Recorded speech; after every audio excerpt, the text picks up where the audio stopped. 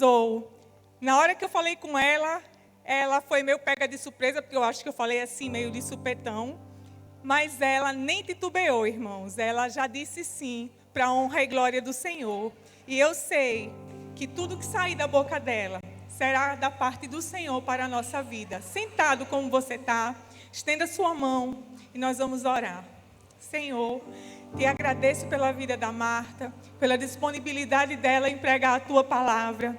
E te agradeço porque eu sei, Senhor, que tu estás direcionando a tua serva para falar a nós tudo aquilo que está no teu coração, Senhor.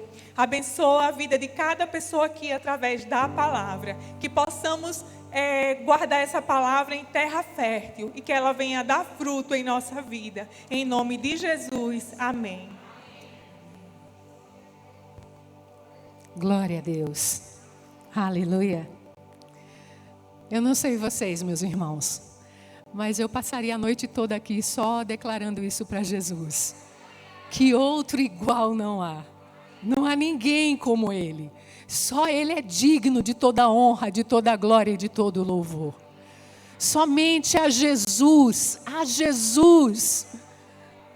aleluia, o Cordeiro de Deus, que venceu e é digno. Aleluia. O Cordeiro que não teve a sua própria vida por preciosa. Aleluia. Jesus, o amado da nossa alma. O desejado de todas as nações. Ainda que as nações não reconheçam e nem saibam disso.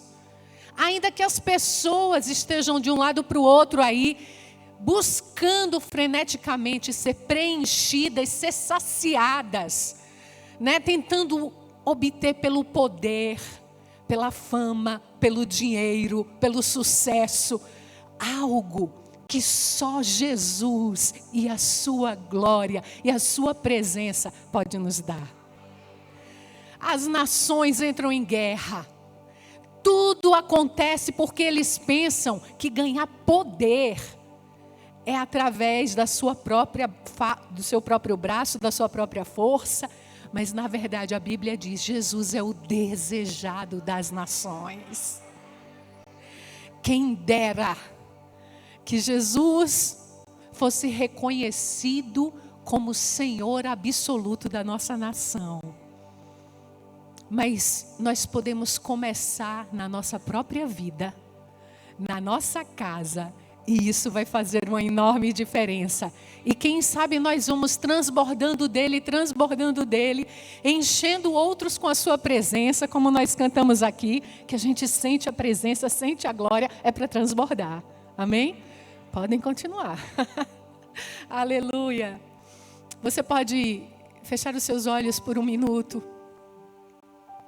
e pedir a Ele, Senhor, em nome de Jesus, que nessa noite todo o véu caia, tudo aquilo que me impede de te ver como o Senhor é, que o Senhor vá fazendo cair por terra, porque nós precisamos de verdade ver o Senhor, ver o Senhor, porque se nós soubermos quem verdadeiramente Tu és, nunca mais nós seremos o mesmo. Nossa casa não será a mesma. Nossos vizinhos não serão os mesmos, porque serão impactados pela presença da Tua glória. Precisamos Te ver, Senhor. Aleluia. Eu queria que você abrisse comigo a sua Bíblia, por favor, em 2 Coríntios capítulo 3, versículos 17 e 18. Hoje está sendo a abertura, né, Suzane? Do Congresso de Mulheres. Borbolete-se. E talvez para você o tema seja muito diferente, você não esteja nem entendendo porque... Mas tem já tem uma borboleta, já dá a dica, né? É porque isso tem muito a ver com o que tem acontecido conosco. Do que precisa acontecer com todo homem. É por isso que a palavra de Deus, no Salmo 19, diz que os céus manifestam a glória de Deus.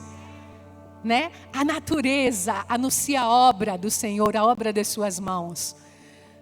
Nós precisávamos observar com mais cuidado aquilo que o Senhor fez e que perfeitamente tem se submetido a Ele. Deus criou os céus, os astros. Eu tenho certeza, eu perguntei ontem no grupo de irmãos que a gente estava estudando a palavra. Alguém fica preocupado se o sol vai nascer amanhã? Você já foi dormir com essa preocupação? Eita, não estou conseguindo dormir porque será que vai amanhecer? Você tem essa dúvida? Ninguém dorme pensando nisso. Você pode até dormir pensando no boleto que tem para pagar, né? Alguma coisa que precisa resolver. Mas ninguém fica pensando se o sol vai nascer. Porque Deus deu ordem aos astros e eles obedecem. Deus deu ordem à terra e a terra obedece. Deus deu ordem aos animais e eles obedecem. Mas Deus fez uma criatura cheia de glória, um pouco menor do que os anjos, de glória e honra coroada por Ele. Mas essa criatura que Ele resolveu, lá em Gênesis 1:26, dizer: façamos a nossa imagem, conforme a nossa semelhança. A coroa da criação. O Senhor deu uma ordem e Ele não obedeceu. Que tristeza. Os astros obedecem, a terra obedece, os animais obedecem, mas o homem desobedeceu. Deus desistiu? Não. Por quê? Porque como nós cantamos hoje no louvor, o nosso Deus não muda. Ele não desiste. Nele não há mudança nem sombra de variação. Aquilo que Ele determinou, aquilo que Ele planejou, aquilo que Ele projetou, vai se cumprir. Independente de qualquer interferência. O homem interferiu, desobedecendo, se tornando independente.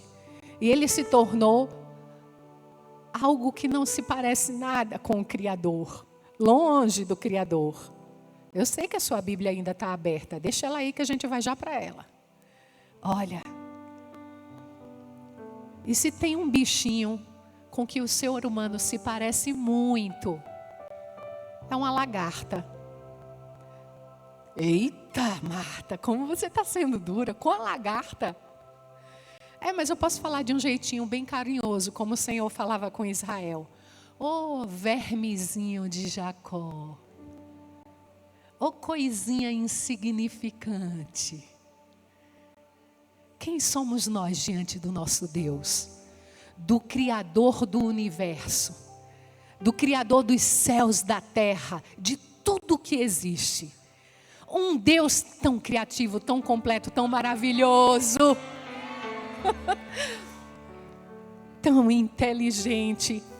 Paulo, falando dele, suspirou e disse: ó profundidade das riquezas, tanto da sabedoria, quanto do conhecimento de Deus. Quanta sabedoria no nosso Pai. Nosso Pai é maravilhoso, amém? Nosso Criador. Mas Ele não nos fez para sermos um vermezinho limitado. Ele nos fez para sermos semelhantes a Ele. A sua imagem e a sua semelhança. Por que resolveu desobedecer? E todo mundo conhece essa história lá em Adão e Eva, né? Eu sempre gosto de trazer à memória. Nós perdemos a semelhança com Ele. Mas Ele não desistiu. Ele continuou nos amando. Apesar da nossa feiura. Apesar da nossa cabeça dura, do coração duro. Ele continuou insistindo. Até culminar com a vinda de enviar o seu próprio filho, que estava com ele lá no início de tudo. Porque Jesus não começou a existir da barriga de Maria. Jesus existia antes de todas as coisas. João capítulo 1 diz que ele era o verbo que estava no princípio com Deus, criando todas as coisas com Deus. O Pai, o Filho e o Espírito Santo estavam juntos nesse projeto, amém? E Jesus deixa a glória e se torna como um de nós. Me fala a verdade. Se você fosse uma borboleta, com toda a liberdade das suas asas para voar, enxergando o mundo de cima, você aceitaria a proposta de se transformar numa lagarta? Me desculpem, meus irmãos, esse exemplo que é muito fraco. Mas, de longe, a gente não quer ser de borboleta para lagarta, né? Mas Jesus aceitou deixar de ser o adorado para se tornar um de nós. Sabe para quê?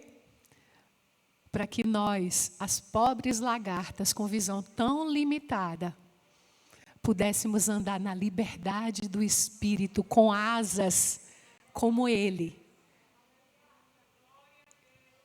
E o borbolete, né? Acontecer, a metamorfose, a transformação acontecer. Porque o Pai quer nos restaurar e nos levar de volta para a presença dEle, de onde nunca nós deveríamos ter saído. Amém? 2 Coríntios capítulo 3, versículo 17 e 18 diz: Ora, o Senhor é o... Mais forte, o Senhor é o...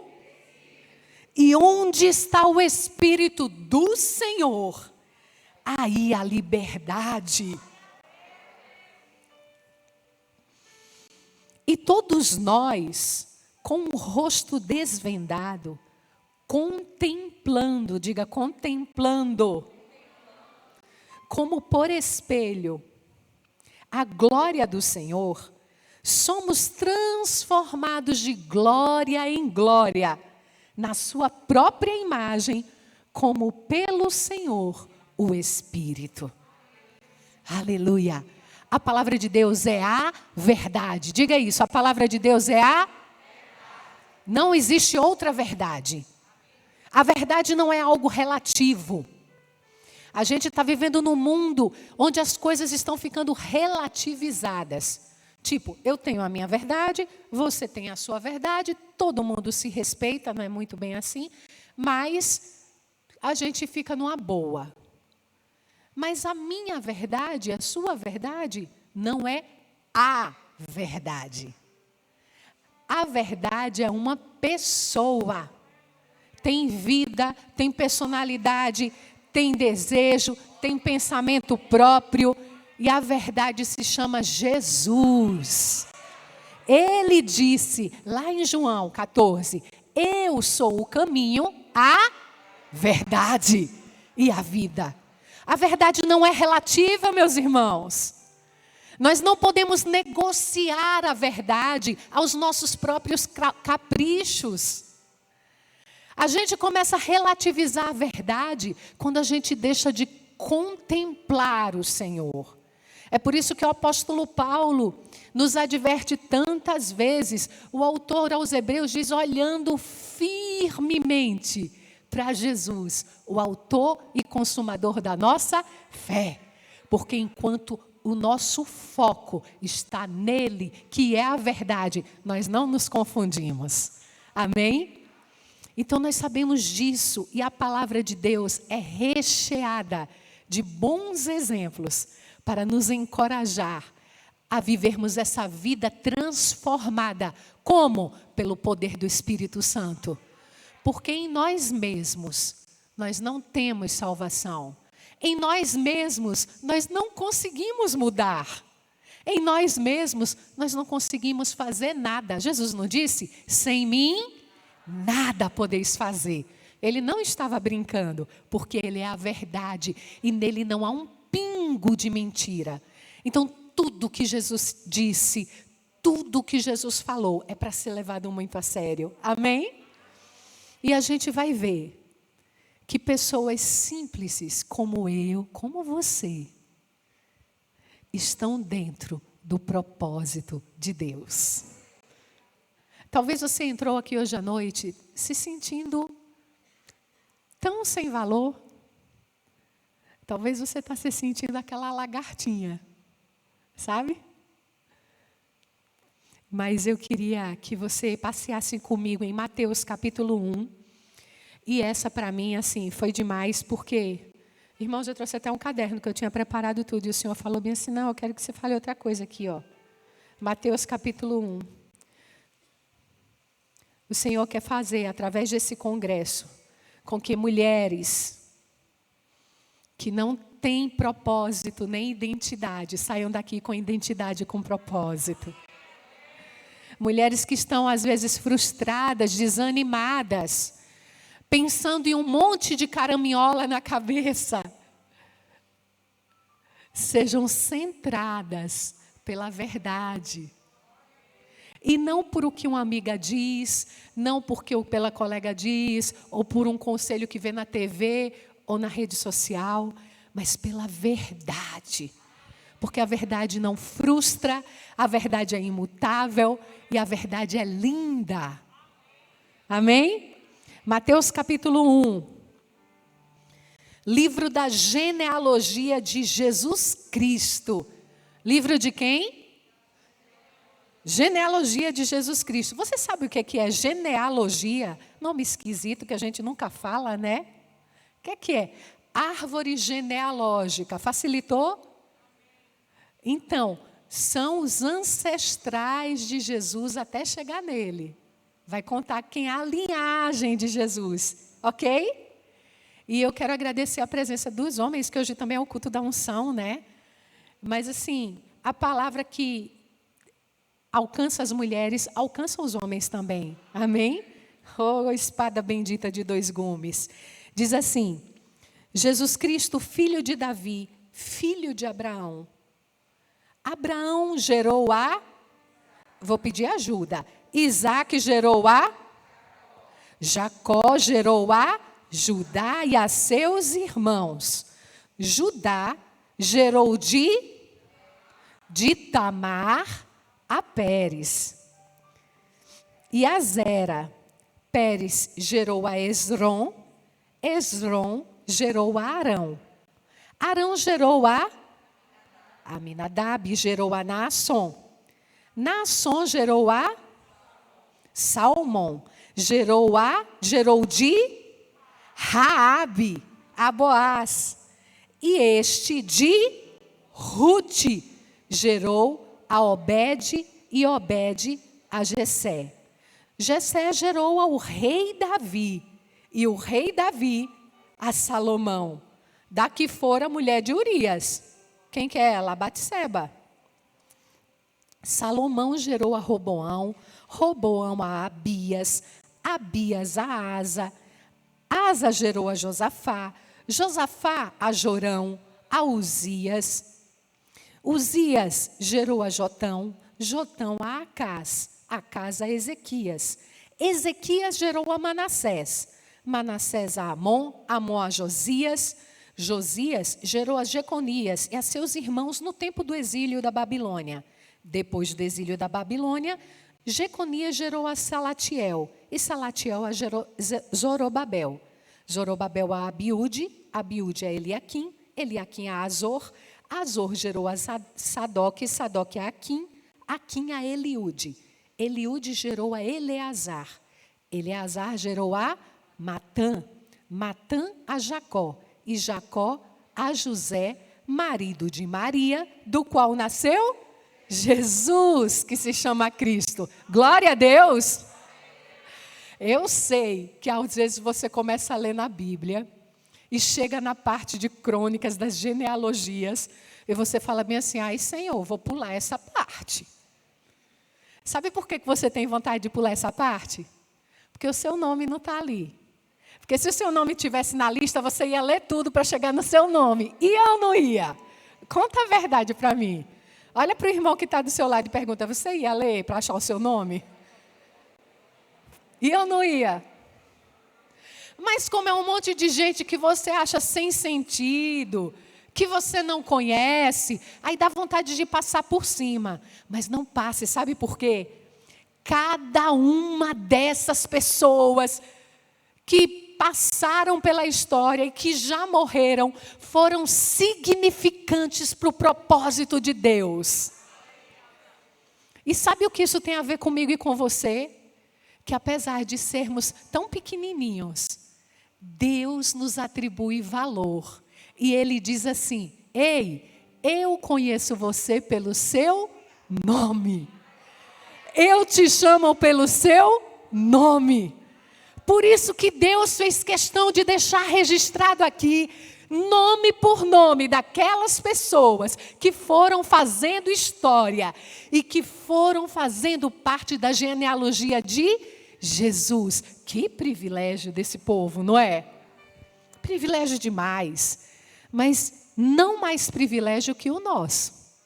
Porque eles estavam na antiga aliança, no Antigo Testamento. Nós já viemos depois de Jesus, na nova aliança, no novo tempo. Amém? Mulheres, eu queria chamar a atenção aqui, que num tempo onde as mulheres não eram nem contadas, Deus fez questão de colocar na genealogia de Jesus várias mulheres. As mulheres podem dizer glória a Deus mais forte? Isso fala que nós temos valor diante do Senhor.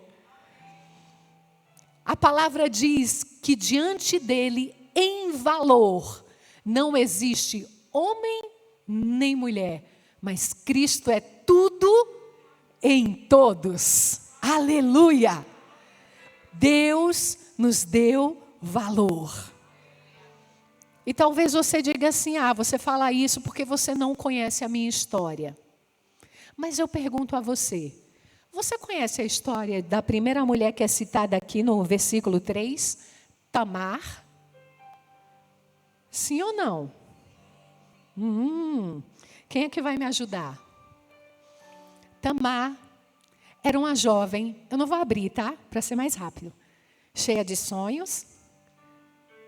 E como toda boa jovem, cheia de sonhos, que sabe que casamento é uma dádiva de Deus, é ideia de Deus, e que é melhor serem dois do que um, o que é que a Tamar queria?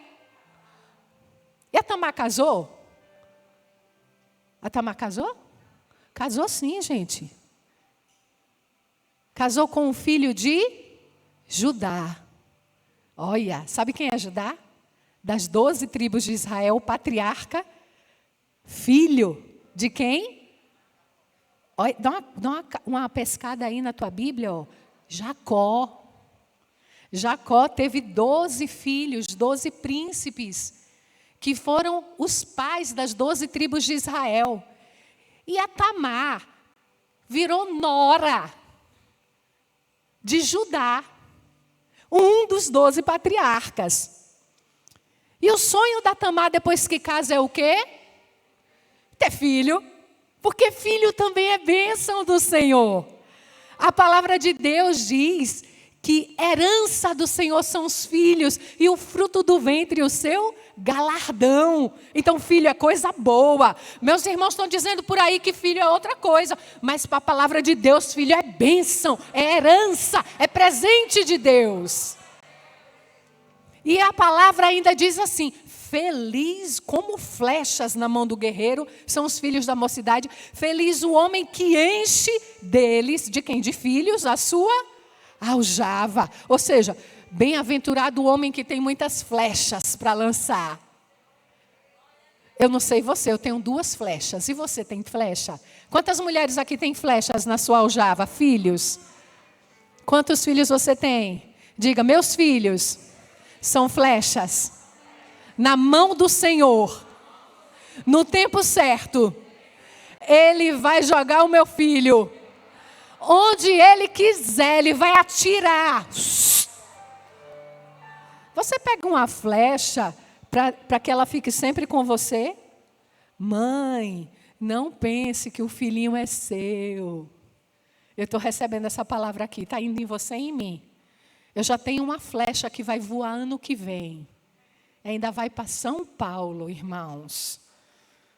Glória a Deus. Que vai ser frutífera lá. Vai ser bênção ali. Amém? E como é flecha, depois o Senhor, quem sabe, joga de volta para aqui, para Alagoas, né? Aleluia. Mas a Tamar queria filhos. Infelizmente, o marido da Tamar faleceu antes que ela tivesse filhos. E o que acontecia? Pela lei judaica, a Tamar tinha direito de casar com um outro irmão, para que o irmão do falecido tivesse um filho em nome do irmão mais velho, era a tradição daquela época, e deixasse perpetuar a sua geração. Vocês entenderam? Bom, não é sobre isso que eu quero falar. Eu sei que a Tamar continuou sem filhos, o outro morreu também. E aí o filho que tinha sobrado de Judá era muito pequenininho. Então o Judá chegou para Nora e falou assim: volta para a casa dos seus pais, espera lá, e quando o meu filho crescer e for homem, ele vai casar com você. E quem sabe você vai poder ter uma geração de filhos. A Tamar ficou com esperança, né? Fez como o sogro mandou. Só que o que aconteceu? O rapaz cresceu e quando ele já estava na idade de casar, nada aconteceu. E a Tamar ficou desesperada para ter filho. Porque ela sabia que ela ia ficar sem descendência. E a Tamar sabia que não podia ficar sem descendência, sem frutificar. Você precisa frutificar. Você precisa dar filhos a Deus. Quando eu falo isso, eu não estou falando só de filhos naturais, mas eu estou falando de filhos espirituais. Amém? E como nada acontecia, e como Tamar notou a indiferença do sogro, ela se disfarçou, tirou as vestes de luto, porque até aquele tempo ela estava com vestes de luto do marido. Vestiu uma roupa bem bonita, ficou bem cheirosona, e sabia que Judá ia estar passando por aqui. Colocou o véu e foi para a estrada. E quando o Judá passou, pensou que ela era uma prostituta, se afeiçoou dela e se deitou com ela. E aí, a Tamar engravidou. E eu sei que essa história não é muito bonita. E talvez se fosse a sua história ou a minha história, a gente ia ter vergonha de contar, não é? A pessoa ter que se fazer passar por uma prostituta para poder viver aquilo que ela sonhava. Misericórdia. Ela se fez de prostituta, mas ela estava com aquele homem que ela achava que era digno e que podia suscitar a descendência dela. Ela pega o bordão e o cajado dele, a capa, e leva com ela como penhor. E de repente, a barriga dela começa a aparecer. E aí, os fuxiqueiros, fofoqueiros da região, né? E chegou lá no ouvido de Judá: olha, a tua nora, que era para estar esperando, está grávida. Imagina a ira, né, que deve ter dado em Judá. Mas aí a Tamar mandou a capa e o bordão dele e disse: é desse homem que eu estou grávida. E quando ele viu aquilo, ele tremeu nas bases e disse: minha filha, você é mais justa do que eu. Porque eu podia ter feito alguma coisa por você e não fiz. E desse relacionamento nasceu Pérez, que foi quem gerou Esrom, que gerou Arão, que gerou Aminadab, que gerou Naasson, que gerou a Salmão, que gerou de Raabe. É a outra mulher da história de Jesus. Você sabe quem é Raabe? Bom, a Tamar se fez de prostituta. A Raabe era prostituta. Você já sentiu vergonha da sua família? Você já sentiu vergonha dos seus ascendentes? Do que os seus antecessores cometeram? Olha os ascendentes de Jesus. Uma que se fingiu de prostituta, mas que alcançou o favor do Senhor. A outra que era prostituta, mas que não continuou sendo prostituta. Raabe morava em Jericó, uma grande cidade que devia ser destruída e conquistada, mas ela abrigou os espias, lembram? Dois dos 12 espias, a Raabe guardou, e eles não foram mortos porque Raabe protegeu. E ela disse, tão somente eu peço que o Senhor tenha misericórdia da minha casa. Deus teve misericórdia da casa da Raabe. Por quê? Porque ela temeu ao Senhor, mesmo sendo uma prostituta. Não importa a sua origem, não importa quem você foi. A partir do momento que você olha para o Senhor, você encontra o olhar do Senhor como Raabe encontrou. Ela nunca mais foi a mesma. Raabe deixou de ser a prostituta e passou a ser a mulher que temeu ao Senhor e escondeu os espias.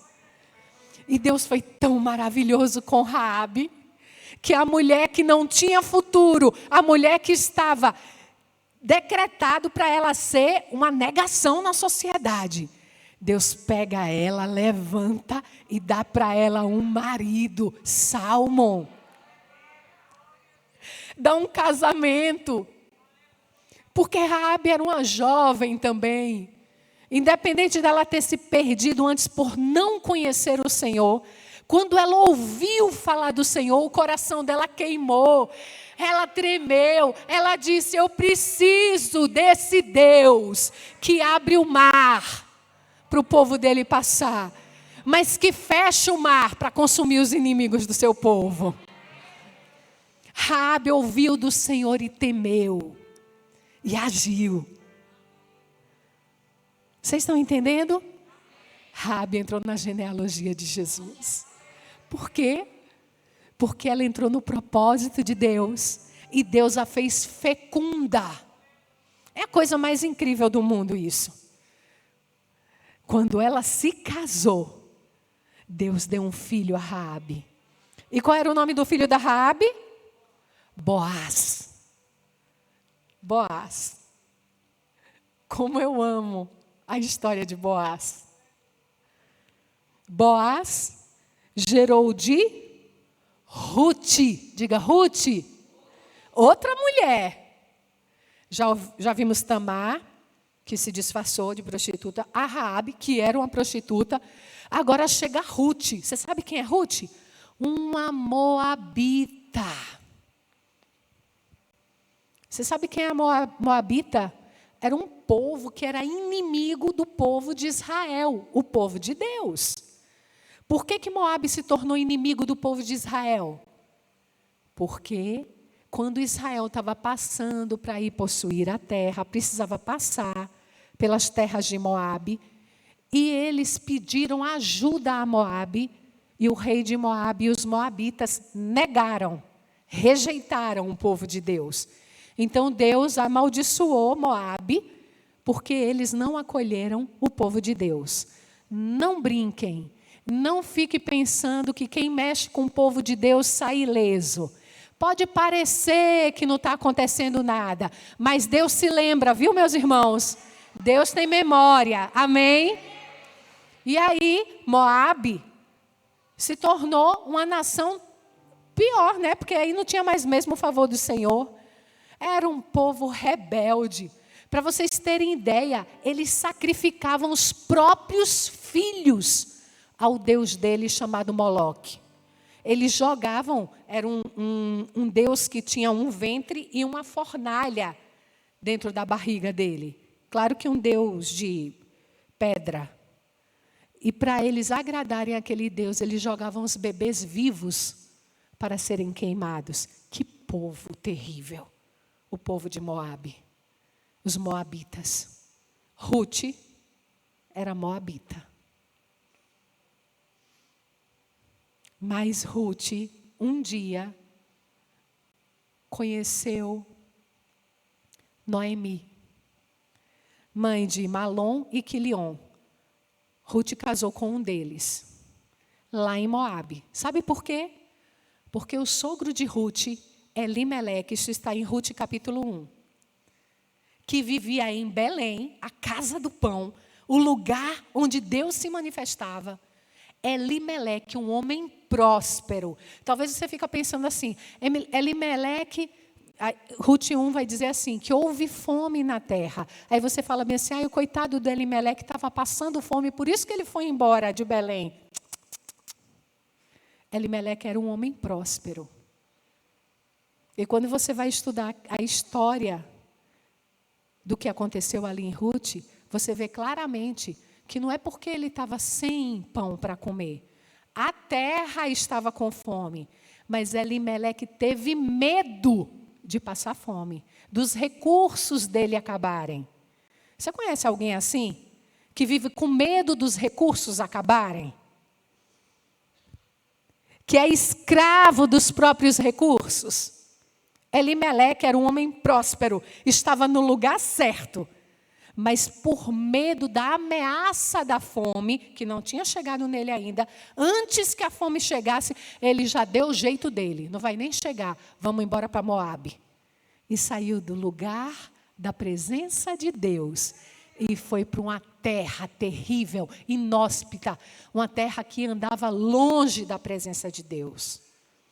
Quando a gente foge da presença de Deus, de Belém, da casa do pão, da casa da presença, e vai para longe da casa do pão. Sabe o que acontece? Morte e esterilidade. Os filhos dele cresceram, casaram, eles ficaram por 10 anos na terra. Elimeleque morreu, os 2 filhos homens morreram. Ficou Noemi viúva com 2 noras, Orfa e Ruth, desamparadas. O que Elimeleque temia, aconteceu com a família. Ele morreu, acabou os recursos da família. Os 2 filhos morreram sem gerar filhos. E agora está aí a Ruth e a Orfa desamparadas. E Noemi diz assim, eu vou voltar para Belém, para a casa do pão, porque eu ouvi que Deus visitou o seu povo. Olha para o seu irmão e diz assim, Deus sempre lembra do seu povo. Deus não esquece do seu povo. Deus muitas vezes permite que a circunstância difícil venha, porque são elas que nos provam e que nos aprovam. Mas o Senhor sempre visita o seu povo. Ele sempre vem com resposta. Amém? Noemi ouviu que Deus tinha visitado o seu povo. E ela disse, eu vou voltar para Belém, minhas noras. E elas disseram, nós vamos com a senhora. E saem as 3 caminhando. Em determinado momento, Noemi vira para elas e diz assim, não é justo.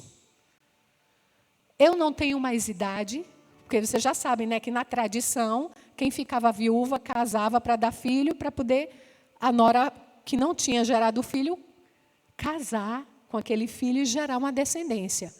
Noemi não tinha mais idade. Ela falou, não tem jeito. Voltem para os seus pais. Voltem para os seus deuses, porque eu vou seguir sozinha. Vocês não precisam pagar esse preço comigo. Orfa e Ruth choraram alto, porque amavam Noemi. Orfa abraçou Noemi, beijou e voltou para a casa dos seus pais, para a casa dos seus deuses. Tem gente que é assim. Quando a gente fala bem assim, vamos para a casa de Deus, vamos para a presença de Deus, a pessoa até se anima. Mas a primeira dificuldade que é apresentada para ela fala, ah, não, pode deixar, eu vou voltar. E volta para aquele lugar de morte e de esterilidade. Mas Ruth não. Ruth não. Ruth olhou para Noemi e falou bem assim, de jeito nenhum. Aí vocês conhecem. Onde quer que tu fores, irei. Onde pousares, eu pousarei. O teu povo é o meu povo. O teu Deus é o meu Deus. Eu não tenho como retroceder, Noemi. Eu encontrei com você.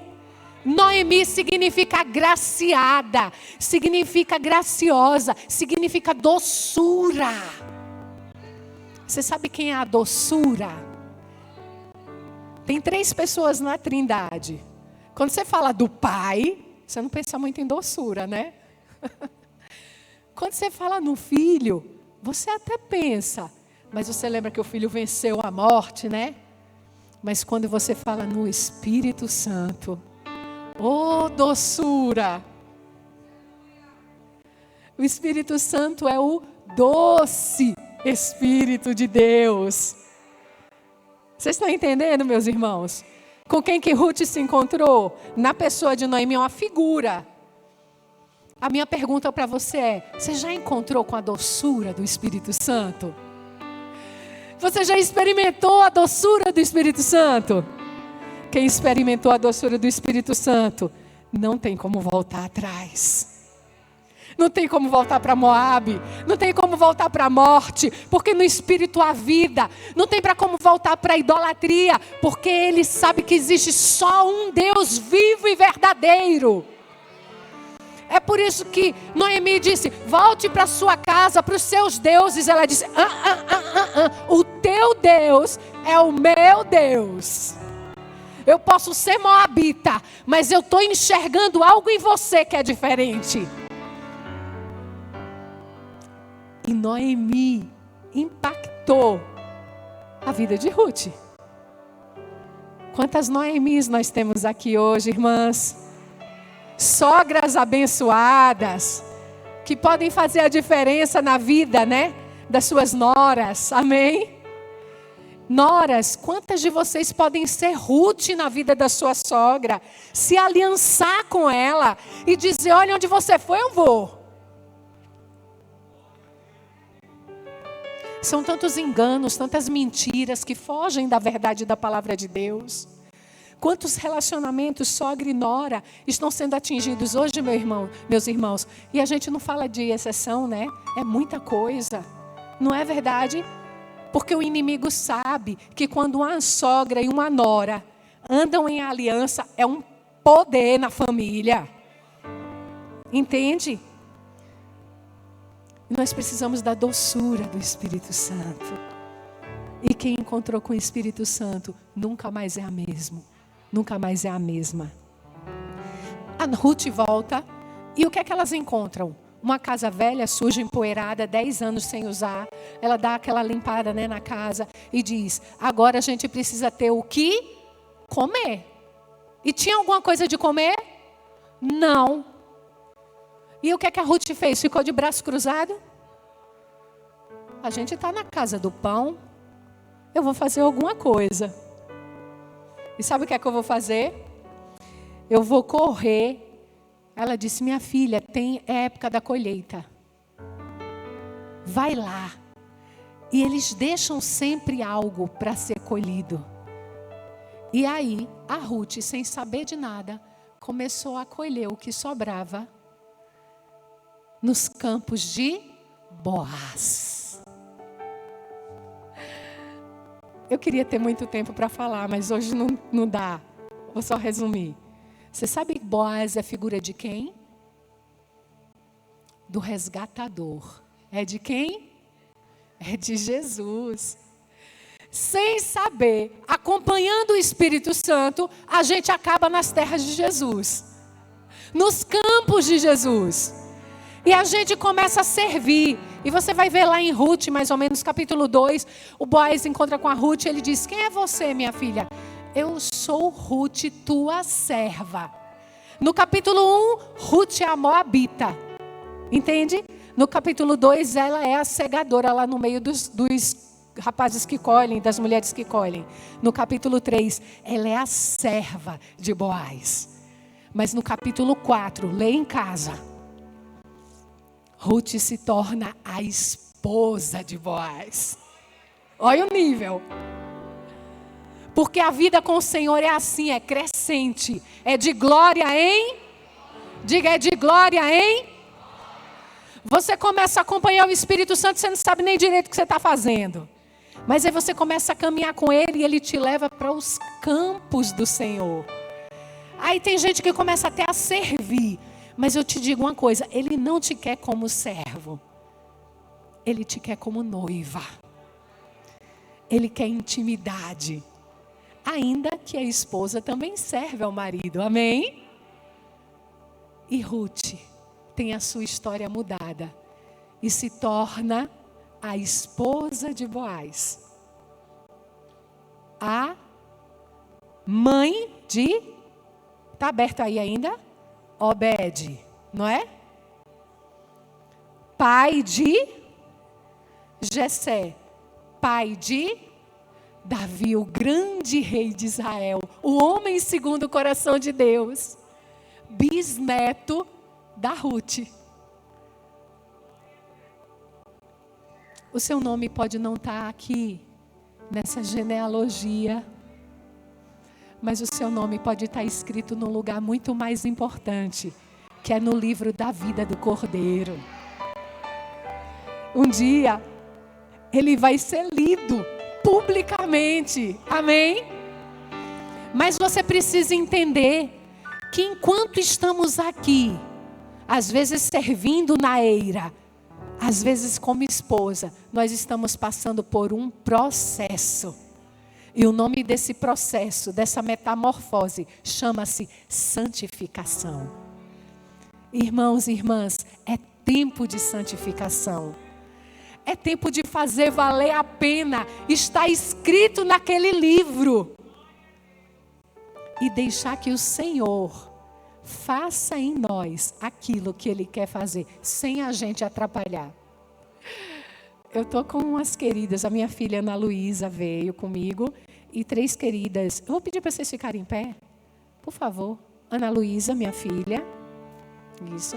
E veio comigo a Kalinka, a Carla e a Amanda, lá de Arapiraca, da igreja de Arapiraca, que manda um beijo para vocês, viu, meus irmãos? Podem sentar. A gente tem uma reunião... A gente tem uma reunião de mulheres toda semana. E aí a gente sentada lá na mesa, estudando a palavra, a gente começou a falar do borbolete. Que uma lagarta forma um casulo e lá dentro do casulo algo fantástico acontece. Dentro do casulo a lagarta cria asa. Certo? Eu não vou dizer qual das 3 para não matar de vergonha. Uma disse bem assim: oxe, pois eu já abri muito casulo para facilitar a vida da borboleta. Eu disse: mulher, não faça isso não. Diga assim: casulo. Faça assim. Processo. Você está entendendo? Você está passando por processo? Casulo. Casulo, processo. Tamar passou por casulo. Raabe passou por casulo. Ruth passou por casulo. Marta passou por casulo. Você também. Ou você está achando que você quer ser lagarta a vida toda? Não. Dentro do casulo tem um monte de borboleta, não é assim? Tem quantas borboletas? Quanta minhoca? Entrou uma minhoca só no casulo. Casulo é lugar que você fica sozinho. É você e papai. É só você e ele. E você fica lá gemendo, mas só tem você e o Pai lá dentro. Mas enquanto você está gemendo, Ele está operando um milagre. Enquanto você está lá, o Pai está operando um milagre. Então você não pode desistir do casulo. Não desista do processo de Deus na sua vida. Não desista da santificação. A teia que é tecida é uma linha de seda. É a verdade, é pura. É só a verdade que você pode se envolver. Entendeu? A santificação, a gente vai cercando assim, ó, com a verdade da palavra de Deus. Verdade da palavra de Deus, verdade da palavra de Deus. Não vai sobrando espaço para mais nada, a não ser a gente estar envolvida pela verdade da palavra de Deus. E quando isso acontece, nada de fora importa. Porque importa o que está acontecendo dentro. E o que está acontecendo dentro, ninguém vê. Só o Pai vê. Mas Ele vê.